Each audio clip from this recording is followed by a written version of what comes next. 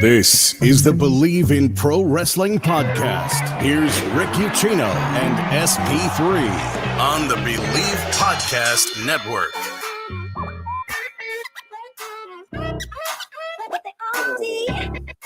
The best in the world once again has the gold to back up that claim. Rick Ucchino, SP3 here for our Monday live edition of the Bleav in Pro Wrestling podcast, wall to wall AEW on the heels of an incredible Double or Nothing pay-per-view.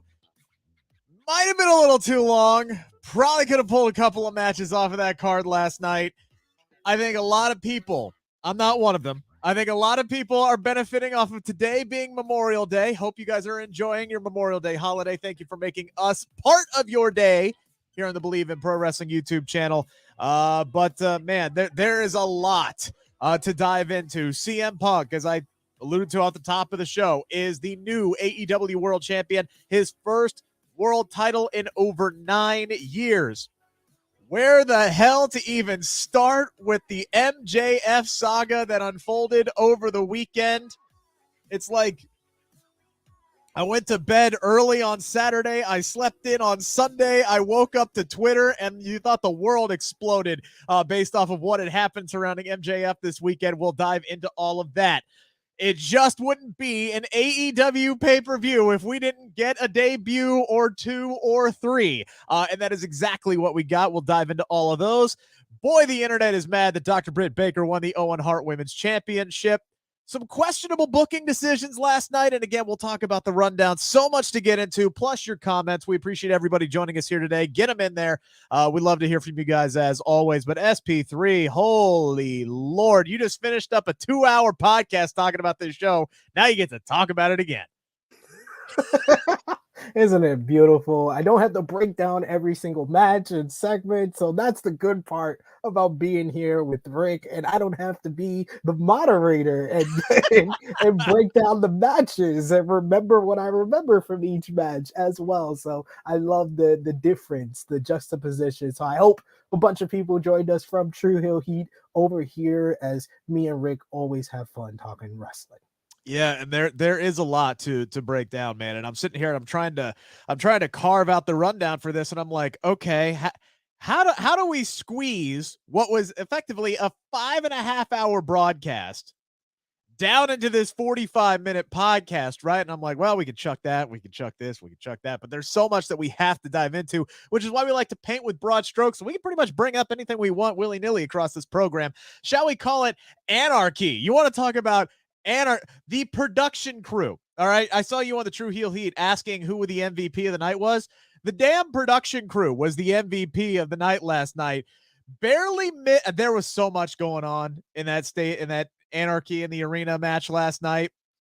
So many great visuals. They were on the ball with replays and catching everything and camera cuts.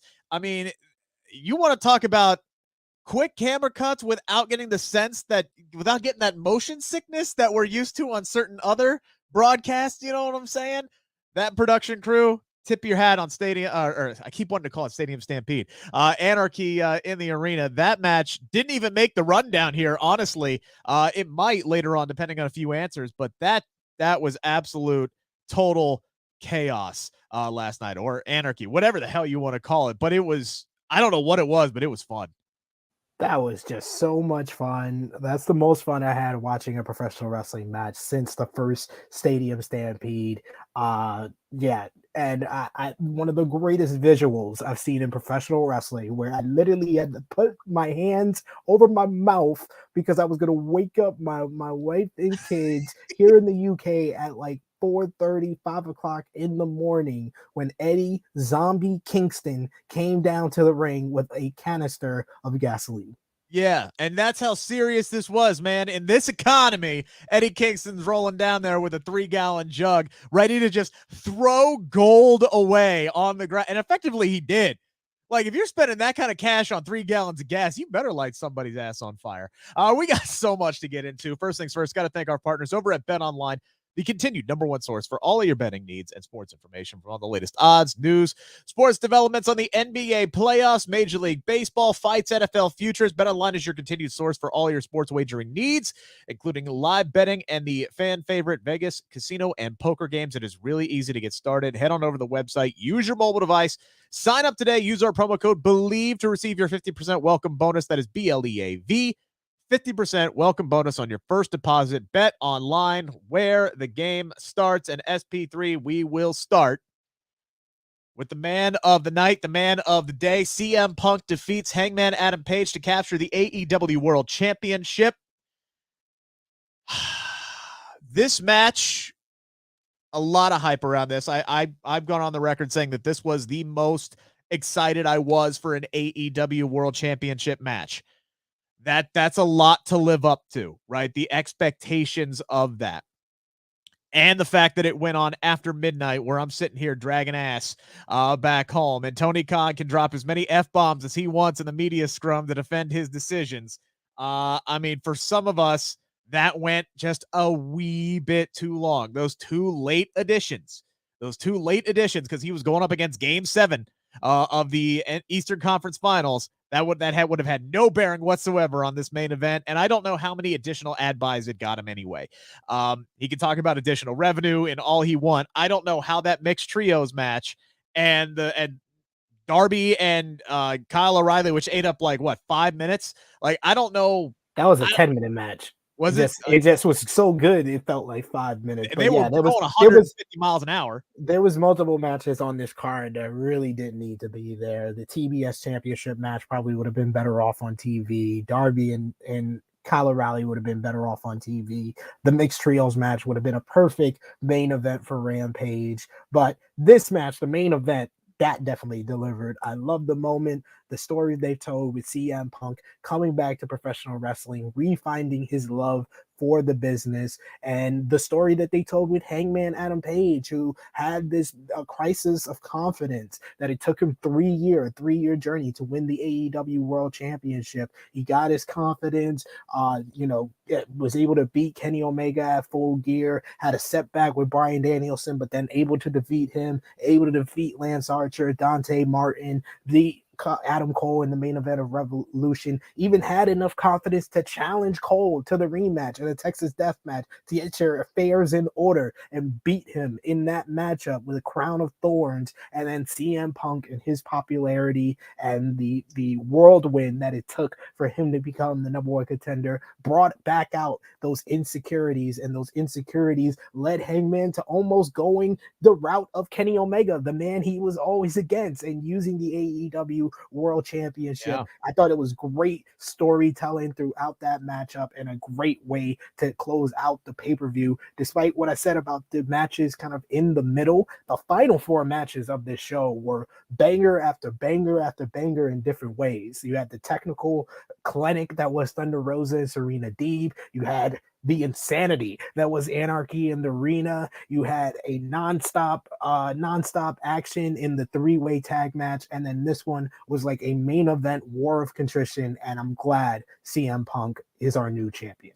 Yeah, and that's the question, right? It's like we knew Punk was going to get this shot eventually, and it has been an incredible story. And they did this in such the right way, because it would have been very, very easy and very lazy to bring CM Punk in and go off of his namesake alone and say, boom, here he is. It's CM Punk. He's going to take over, and we're immediately going to thrust him into the title shot. And that's not what they did at all. They were like, no, this guy's been out for 7 years. Can he even still go? Who the hell knows? So let's slow burn this. Let's build up his confidence. We'll get him against some of these young guys, see how fast he can still go, if he can still hang, and he's going to earn his way into the title shot. And we're going to tell some damn good stories along the way. And they did that. And eventually, yes, it got to this shot, and it was whether or not they were going to pull the trigger. And that was the call. Do you keep going with this Hangman Adam Page title run, which I think for a lot of people, it did not live up to their expectations, not by any doing of Hangman Adam Page's fault. I think he did everything that he possibly could with what he was allowed to make that title run feel special. It's just they kind of gave him that WWE CM Punk title run where it's like he was the world champion, but he was never the central figure or the central focus or the most important guy on the show. For much of this time, CM Punk has felt like the most important dude on this show, and AEW was like, well, let's put the belt on the most important dude, and that's where they're going to go with this. And yeah, I mean, the match wasn't perfect, and I wouldn't say that it lived up to my expectations because I had such high expectations for it, but I still loved it because part of that storytelling was, can Punk keep up with the younger generation, with the younger talent? And there were a lot of spots last night where he could not. And you saw a case in point when he tried to do the buckshot lariat, not once, but twice, and landed on his ass both times. And I'm just sitting here and I'm like, man, this is like trying to watch somebody at the last stand, like the old broken down cowboy trying to do one last stand at the OK Corral or something like that, where he's just trying to survive basically and see if he can pull this out. Like Rocky Balboa, Rocky 6, right? Old Rocky. That's what we got last night. We got old Rocky, and he was able to pull off the upset over the young guy, mostly because of the confliction within Hangman Adam Page himself. Punk didn't win that match. Hangman Adam Page lost it, and I think that's the storyline. And yes, as Bam brought up here, that's the next big question, is what is next for Hangman Adam Page? Because I think there is still plenty to build off of that one spot where he felt like he had to go to that dark place to beat CM Punk, this guy that he was clearly better than, and he didn't go there. There is definitely, and it cost him though, but it still cost him, and I think there's definitely room to build off of that. Hangman Adam Page had arguably, I would say, no, I wouldn't even say arguably, he had the best in-ring world championship run that I've seen in nearly a decade. Without question.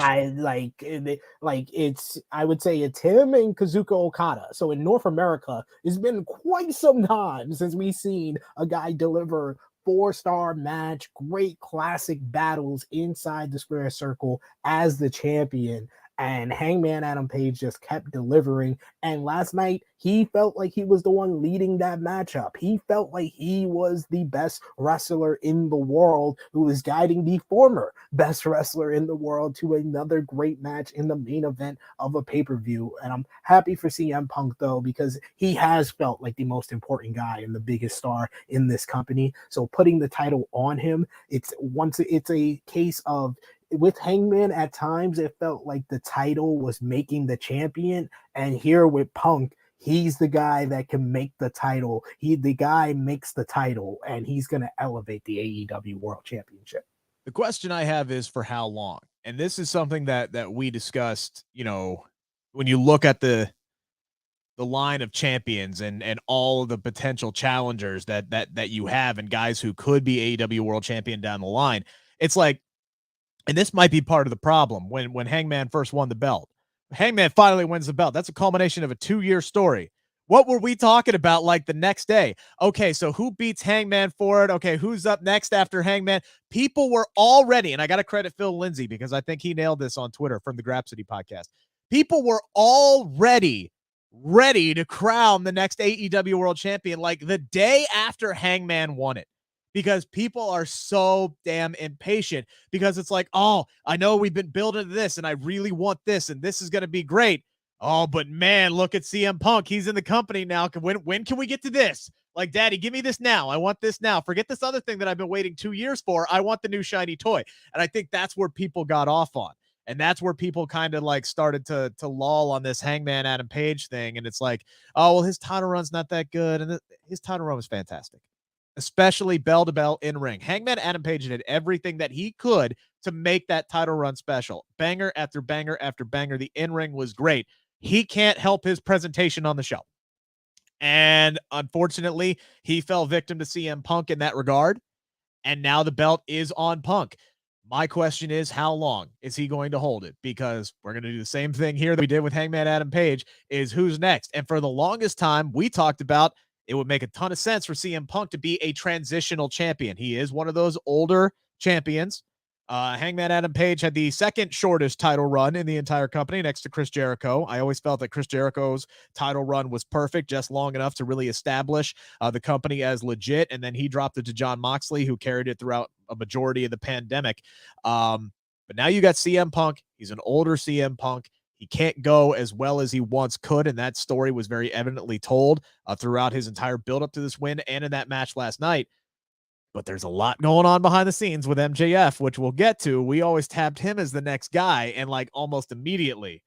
So now it's like, how long do we think Punk is going to have the AEW World Championship? And if it ain't going to be for long, who is next in line? I'm not even gonna think about that. I'm not gonna do that. I'm not gonna do that this time. Like, I like the fact that it's been unpredictable. Like I said a few months back when I was doing the Wrestling Daily Show with Alex McCarthy, I said when Kenny Omega was still the champion, I said that we knew Hangman Adam Page was going to beat Kenny, and I said the next round of champions in the order I thought it would be MJF, CM Punk, Darby Allin. I had people telling me back then, oh, CM Punk doesn't need the title. I was like, you need to complete this story. I knew AEW knew that was the story that CM Punk fans wanted to hear, and a majority of wrestling fans wanted to see here, but I thought he would beat MJF for the title. Now they've all reversed the order, which makes it unpredictable, especially with what's going on with MJF. And, you know, Darby Allin hasn't been pushed like a top star like he was a year ago. So there is so many things that can go. So I'd rather not even think about that because there's 101 options and none of them are in the wrong if you think that should be the guy. There is one thing that is making me think that even though I think the proper story would be to have, you know, CM Punk try to go out there and be that young fighting champion that he once was and have it bite him in the butt and him lose it quicker than maybe he would have liked. There's one thing that's making me think that he's going to have it for quite some time, and that's Tony Khan's post-scrum comments last night after the pay-per-view. I'll tell you what, get you a boss who will defend you and hold you up and praise you like Tony Khan did and his myriad of F-bombs toward those Eric Bischoff comments at last night's media scrum. I mean, CM Punk looked like a high schooler who had just won valedictorian, and his dad was like just talking about him to every parent out there in the parking lot after it was done. I mean, he just looked like he was glowing last night as Tony Khan was just ripping. I don't even think he looked like that. He looked like a girlfriend. Like, you know, his the boyfriend just stood up for them in the middle of like a class and stuff. Like, that was just like, oh man. I was like, this is why they do the post-show scrum, because that question wanted that reaction. Like, I know everybody wants to go about, oh, Tony Khan, oh my God, it's so cringe. Oh my God, he looks like he's on coke. All of that can be true. But the person asking the question, they literally wanted that reaction, and Tony gave him what he wanted. Dude, and that's the reaction that we all want. Have you guys ever, outside of like occasionally, like you'll get like a Chad Ochocinco, right? Have you listened to regular sports press conferences? They are boring as fuck. They are, oh yeah, you know, we got to take it just a game at a time. And yeah, I thought my slider was working really well today. Fuck that. I mean, that is some boring ass shit. It's the same stuff every night. Insert nameplate over player. It is garbage most of the time, unless you're getting Tommy Pham and Jock Peterson literally fighting in a pregame show over their fantasy football team. You don't get stuff like this. All right. And this is what we want. This, to quote John Oliver, is why wrestling is better than the things that you like. And this is why we are here covering it. This is why we are so happy that you guys are here, and Queen and Bam and everybody, Santo, who are in the chat right now. We appreciate you guys. Get your comments in, retweet out the link, share that we're on right now because we got so much that we got to break into. Pound the subscribe button, pound the thumbs up button. Check out my conversation with Ricky Starks, by the way. I know he didn't win the tag team titles last night. Maybe he should have. We'll talk about that coming up here in a little bit. But some really, really good stuff in there. So check that out here on the Bleav in Pro Wrestling YouTube channel. May have some more stuff coming down this week, waiting on some emails right now. So, there is, like another pay-per-view this Sunday that I'm sure will live up to this one, right, SP3? Sure, this pay-per-view premium live event. If you combine the fact that we're going to get NXT in your house on Saturday and Hell in a Cell on Sunday, combined, it will be half as long as Double or Nothing. I don't know if it will have as many matches, though. Oh, I hope not, because there's a lot of other matches that happened on that card last night. So let's dive into those, shall we? It's time to answer the 5 count on the Bleav Podcast Network. Well, after the main event ended on the buy-in with Hookhausen raising their hands high, right? All eyes were towards the start of the show. And let's be honest, all eyes were on the start of the show for pretty much a majority of the weekend. Number 1 here on the 5 count. Where the hell to even start with MJF, who no-showed a fan event? All right, it was a fan meet and greet. He no-showed that. Then reports come out that he had actually booked a flight out of Las Vegas ahead of the meet and greet, did not show up for that flight, literally like a couple of hours before the event, had not been seen at the arena at Double or Nothing. And everybody's sitting here going, is this match going to happen? What the hell is going on? Is this a work? Is it a shoot? Are we working ourselves into a shoot? You got all the media insiders, Sean Rossap doing good work as always, trying to follow up, talking to talent who's been told not to address the situation. Tony Khan would not address the situation. Tony Khan said a lot of things last night. One thing he would not talk about was MJF. And then, my gosh, man, it was insane. We're sitting here going, is this match actually going to happen? There was a time on Sunday where AEW pulled their preview video from their YouTube channel and then put it back on a couple of hours before the show started. The show kicks off. MJF's music hits. He makes us wait like what felt like 2 damn minutes before he finally walked out there because he knew what the hell he was doing. He gets in the ring. He starts doing the whole jet plane thing. He is milking. There's a chorus of boos. You got people chanting he showed up and F you MJF, and he was soaking it in. It was a hot way to start the show. And then not only did MJF decide to show up for work, MJF did the damn job last night because he effectively got squashed by Wardlow. I mean, Wardlow powerbombed that man through the ring 10 damn times and beat him with ease to finally get his graphic and finally earn his AEW contract last night. And then MJF was stretchered out with a neck brace on and the oxygen mask covering his eyes for some reason. There is so much. The oxygen mask was basically doing the Ricky Starks pose. I mean, has anybody seen Bull Durham? I know, I know Nuke Lelouch breathed through his eyelids, but I don't think that's actually a literal thing. So, there's so much to unpack there. But Sean Rossap reported again after all this was over that MJF immediately left the arena after the match was over. So at least he showed up, he did his job, and he went home. And we probably should not expect to see him on AEW television for at least a little bit. SP3, there is a lot to unpack here. But I think the most important part is, end of the day, he showed up for work. He culminated and helped put over Wardlow in a major way that ended that 2-year storyline that deserved to have an ending. At least he did that. Now let's see what happens. 100% agree with everything you just had to say there. It's a lot to unpack. He became the most interesting thing about All Out week. About Double or Nothing weekend. No show in the event, the plane ride, booking the flight. Is the flight real? Is he getting on the flight? I've never seen so much about someone getting on a flight since the season finale of Friends, ladies and gentlemen. It was very interesting, but I appreciate him being a professional, doing the right thing for Wardlow. Yes. Wardlow got to have his moment. I thought that the matchup was perfectly placed by being the opener of the card, because it would have been this lingering cloud above all the matches before it. So it was the right move to have that open the show, and it was perfectly done. It was exactly what it should have been. It was him trying to avoid everything, trying to be the snake, and cheat to win, faking the injury, the diamond ring. I'm not getting worked though by all of this. I think that there is some shoot and some real to this, that he is frustrated with his contract, but I'm not trying to get sucked into the work.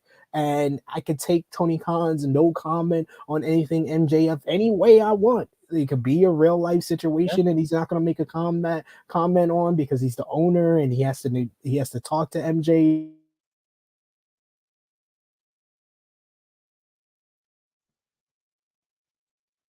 Uh-oh. We got a free situation. SP3 has frozen. We'll try to get him back here, but we can just enjoy his pretty face for the time being. But yeah, man, I think there is, right? I think there is some shoot to this. I think there is a little bit of work into this. And that's one of the things when it comes to MJF, is he is constantly working. He is one of the best in the world at working and not letting you know what his true feelings are. And that's what makes him so good. And all of a sudden, like, you could talk about whether or not this was real, whether or not this was fake. It was easily the best storyline of the entire weekend. I mean, it had everybody on their phones. It had everybody talking. It had everybody up in a tizzy on social media. Is this fake? Is this real? People are calling out insiders. People are calling to see if there's flights booked in Newark, New Jersey.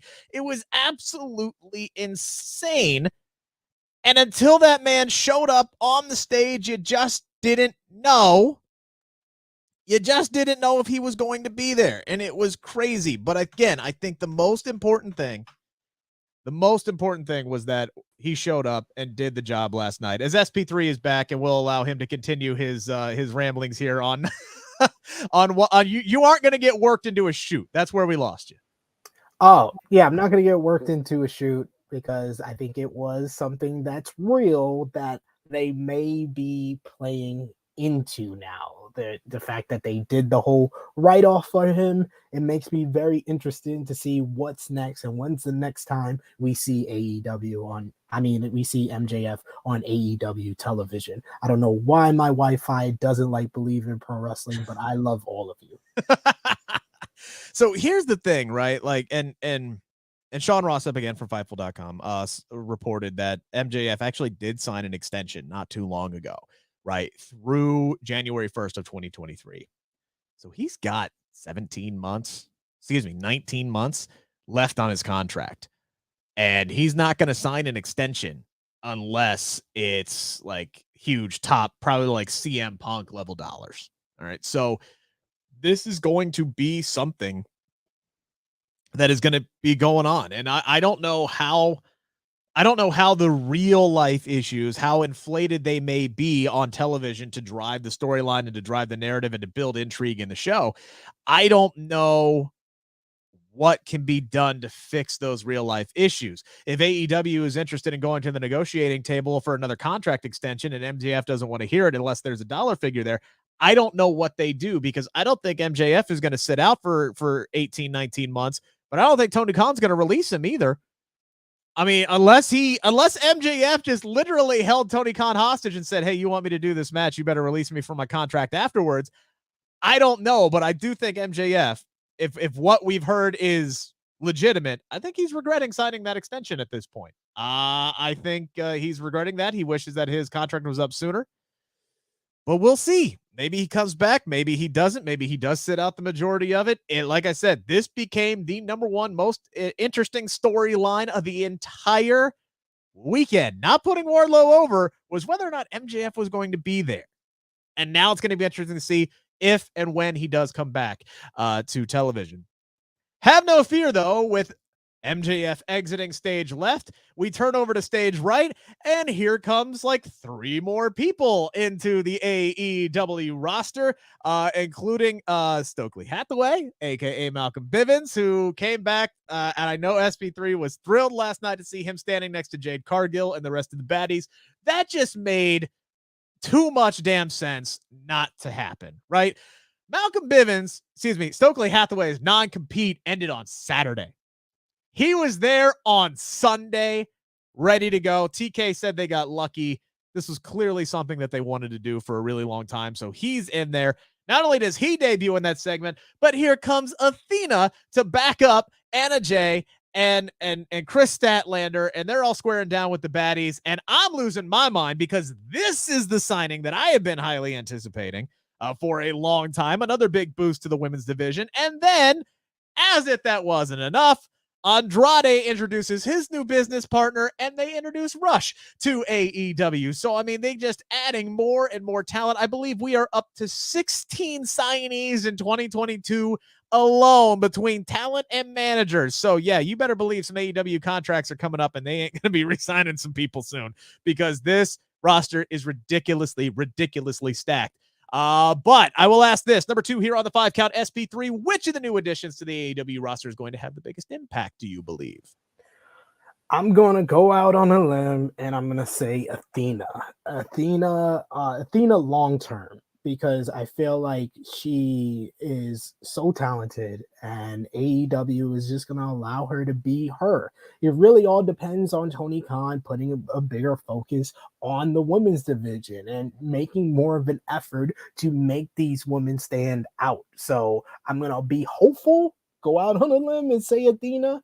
But if I'm being more realistic, it's Stokely Hathaway. Honestly, all of these signings can make a big impact, but Stokely Hathaway with Jade Cargill and the baddies, that just made the whole sense of the world. I literally said it on the day he got released that is what he should be used for. Don't use Smart Mark Sterling. Stokely Hathaway is the better fit. So I enjoyed that one. In the short term, though, I think Rush is going to make a big impact at Forbidden Door, because you got the original Ingonable members back together with Andrade and Rush. You got New Japan Pro Wrestling coming in for Forbidden Door, and you got Los Ingonables de Japón, the biggest stable in New Japan Pro Wrestling, possibly coming over to Chicago in a month. Tetsuya Naito, the whole kind of transformation that Tetsuya Naito went from a babyface that was unsuccessful. He visits Mexico. He learns how to be tranquilo from Andrade and Rush. You got a perfect setup for a big time tag team match, whether it's Naito and Hiromu, Naito and Sonata, Naito and whoever from LIJ versus Rush and Andrade. I think that's a huge match that needs to be signed immediately for Forbidden Door. And that's why I think initially my answer would be Rush, right? I think initially that's the one, because if you look at the women's division, as excited as I am for Athena, I think it would be very difficult for me to say that she's going to come in and she's going to start owning the women's division, because that's not typically how AEW operates. We just talked about for 20 minutes at the start of the show how this was a 9-month culmination for CM Punk to come in and win a world championship. So I'm not expecting Athena to come in and light the world on fire and immediately come in and like dethrone Jade Cargill or beat Thunder Rosa. I think she's going to feud with Jade Cargill to start up the show. And I think she could dethrone Jade, but I don't know if now's the right time to do that, but maybe they do go that route. I think in the long term, though, it's going to be Athena. It's going to be Athena. She is the one big free agent out there that I was begging AEW to sign and do exactly what they have done with so many other talents. And you said it. Let them be themselves, for the love of God. I'm watching this pay-per-view last night and I'm sitting here. I can't tell you how many times, and I've said this line before, I can't tell you how many times this thought popped into my head is like, how did WWE fuck it up with this person? How did WWE fuck it up with Keith Lee? How did WWE fuck it up with Swerve Strickland? Like, it just kept running through my mind throughout the entire damn night. I'm looking at Buddy Matthews. I'm looking at Malachi Black. I'm looking at all this talent that WWE had, and just literally, bye-bye. Just like, okay, we don't need you. See ya, bye. You know who really could use Athena right now? SmackDown Women's Division. I mean, they could desperately use somebody like Athena, but AEW can use her as well. This is a big bolster to the women's division. This is a future AEW women's champion. This is a future TBS champion, whatever you want to call her. She's so damn good. WWE never knew what they had in Athena. They had this woman chasing after the damn 24/7 championship, and she tore her freaking Achilles doing so and almost ended her damn career doing it. So, I mean, it's so damn dumb what they did with her, and then they didn't want to bring her back up, and you just listen to her interview with Chris Van Vliet, and it's like, Jesus Christ, my heart just, aches for her, and I was so happy that she got the pop that she did last night, so happy that she's in AEW. I don't know what took him so damn long to sign her, whether she wanted to go out and do some indie stuff first or what, but she's here. I think long-term she's going to have a major impact, and she is going to be a multi-time women's champion in AEW. That said, there is still one or two really big fish at the top of the AEW women's division, and one of them is Dr. Britt Baker, DMD, who lit the internet on fire simply by wrestling a match last night and winning said match. Again, remember, she's not the booker, but it was Adam Cole and Dr. Britt Baker who both won the Owen Hart, the power couple winning, setting up that lovely tribute, that lovely championship trophy and championship belt ceremony at the end there with Owen's late wife and everything going on. That was such a wonderful ceremony. Beautiful. They gave her as much time as she wanted to talk. And that right there, to me, having Adam Cole and Dr. Baker up there together as a couple, the family, everything there, that all made sense to me. And that is why the second that Adam Cole won that, I don't care that Ruby was coming down to who was it who did the song last night? Which band was it? I can't remember. Rancid. Yeah, I don't care that Ruby had Rancid playing. Everybody's like, oh, Ruby, Rancid's playing. Ruby's got to win this. I'm like, bullshit. Ruby don't have to win this because she ain't going to be standing up there in a joint ceremony with Adam Cole. They're putting Dr. Britt Baker up there. So that's why when she won, I wasn't shocked. I was kind of shocked at the hate that Dr. Baker was getting for winning the Owen Hart. And maybe not Dr. Baker specifically. Some people were, which shame on you. But there are a lot of people who are upset with that booking. I saw some people actually upset. I saw somebody tweet out last night, here they go, putting Adam Cole over again. I'm like, what have you been watching for the last several months? It's like this dude's first big win in the company. That's the first time he's won on pay-per-view since his debut. I know. I'm like, people will just complain about any shocker, right? People will take to the internet, complain about anything without actually looking up or having facts to back up their argument. So I'll ask you, SP3, did you have any issue with either Adam Cole or Dr. Britt Baker winning the Owen Hart championships last night? I did with Britt Baker winning. I'm not going to hate on Britt Baker for winning the Owen Hart Cup tournament, but it didn't make sense with the story they told with Ruby Soho, especially with the video package with her talking about like she worked so hard to get to the big moment and then she comes up short and she's going to change that here. Yet she worked so hard to come to the big moment and she lost again. It seemed like this would have been a great way to revitalize Ruby Soho by giving her the victory here. But once I saw that they weren't going to do the ceremony after Adam Cole's victory, I was like, oh man, Britt's winning. Britt's winning because they're not going to do the ceremony with Ruby standing up there with Cole. So I wasn't surprised by it, but I think it was the wrong decision. Look, and Queen chiming in, Britt shouldn't have won. The image of Cole and Britt together wasn't worth it enough for me not to give it to Ruby. And I understand if you feel that way. And I tweeted this out last night. I'm like, look, I understand what Tony Khan was going for by booking Britt Baker to win this last night. He wanted that image, right? He wanted Dr. Baker and Adam Cole to share that embrace, to do the kiss on the stage, to be up there together as the power couple. And I actually think there's an interesting storyline that you could build off of that. Right. And if they do more with that and more of them together building off of their championship wins, then I would say in the end, this might be worth it. But did Britt Baker need that win last night? Hell no. Hell no, she didn't. No, Toni Storm needed that win. Ruby Soho needed that win. Jamie Hayter needed that win. There were a number of women in that tournament who needed that a heck of a lot more than Dr. Britt Baker. I would have suggested bringing in Athena to beat as the Joker if she was going to sign anyway, bringing in Athena to beat Britt Baker in round one and kind of establish her as a major player moving forward. And then you could have had Athena and Ruby Soho last night. Regardless, I will say this. I'm not ready to bury Ruby Soho. I'm not ready to bury Ruby Soho like so many people were last night. Like I saw so many people who were sitting here saying like Ruby Soho is her time's over in AEW. Like she's been here for a year. Like let's pump the brakes here. I know she has not been booked like Dr. Britt Baker, for an example. I know she hasn't been booked that way, but come on, guys. Like she was billed and booked like a star last night. Those two had a fantastic matchup. She just didn't win. And it sucks that she didn't win. And I think if this was like the second Owen Hart and Adam Cole didn't, I think it would have been a slam dunk that Ruby Soho would have won this last night. But, it is what it is at the end of the day. I think Ruby's going to be just fine in AEW. She was booked like a star last night. You don't get Rancid to come in for somebody you don't have plans for. That's just my thought on it. Number 4 here on the 5 count, moving quickly because I know we're short on time. Fill in the blanket. Maybe this was maybe we already answered this. The most questionable booking decision of the night last night was a lot of options here, in my opinion. I think it was Baker. I mean, not necessarily. Not hard, right?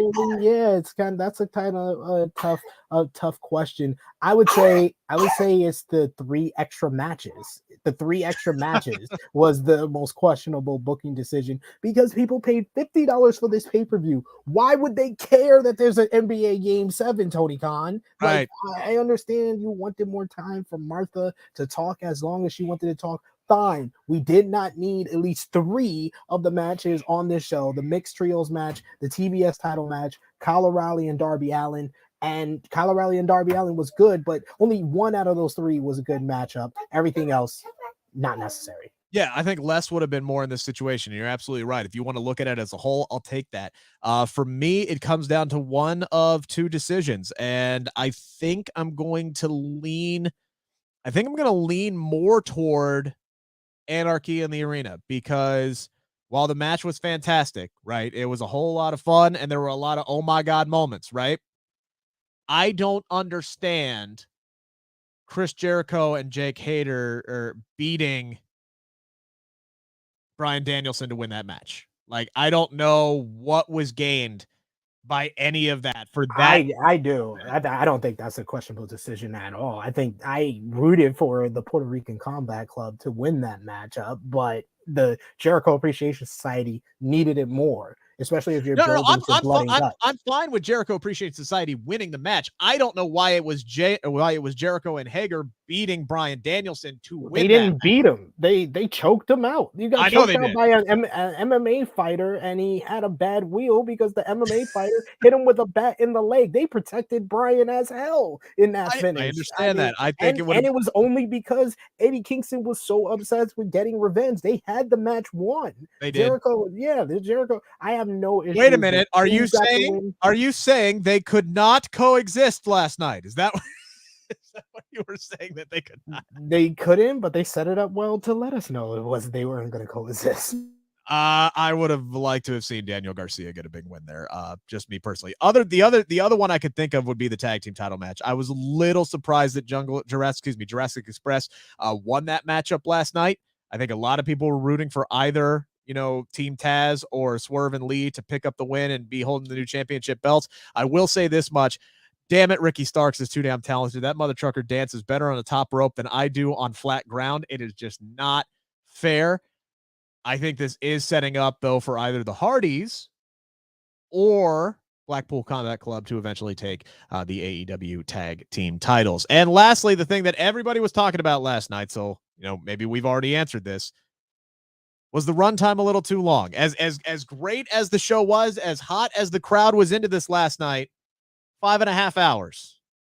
A little too long. Yes, I would say yes. 100% yes. Like I said, you could have cut 3 matches out of the show, made a 13-match card, including the buy-in, into a 10-match card, and I think everybody would be coming out of this pay-per-view a lot nicer. It would have ended for me at 5 a.m. instead of nearly 6 a.m. And for everybody else, it would have ended at like midnight instead of near 1 a.m. Yeah. Yes, this pay-per-view was too long. I've never said this with many of the AEW pay-per-views that other people thought were too long, because I'm like, you're paying $50 and it's only for a year. I understand it being near 4 hours. That's totally fine. But when it goes past 4 hours and nearly 5, it's too long.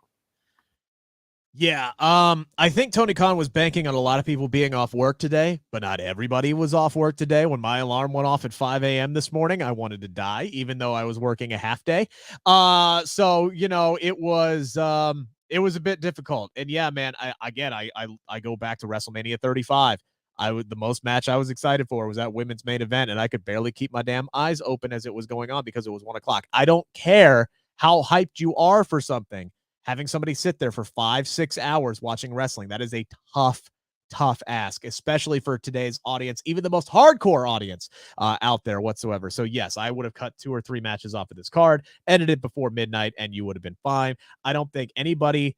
Here's the thing, man. We live in an age where you can have multiple screens on at the same time. So anybody who wanted to watch AEW and Game 7 last night was watching both. They just were. Nobody was going to not buy your pay-per-view so they could watch Game 7, and if they were going to buy it and watch it anyway. So yeah, I don't get the whole elongating the program just so you could make sure that you weren't having anything competing with your main event last night. It was just a strange thing. A lot more that we could have dived into here today. Maybe we'll dive more into that tomorrow, depending on what Raw gives us tonight. By the way, announcement: schedule change to make my life easier and SP3's life a little easier. We're going to start going live on Tuesdays now. So we will be live recapping Monday Night Raw tomorrow around 2:15 p.m. So join us then, will you? We appreciate you guys. Thank you so much for everybody who was in the chat, everybody who tuned in. Make sure to pound the thumbs up button. Make sure to pound the subscribe button. Bleav in Pro Wrestling Podcast, brought to you by BetOnline.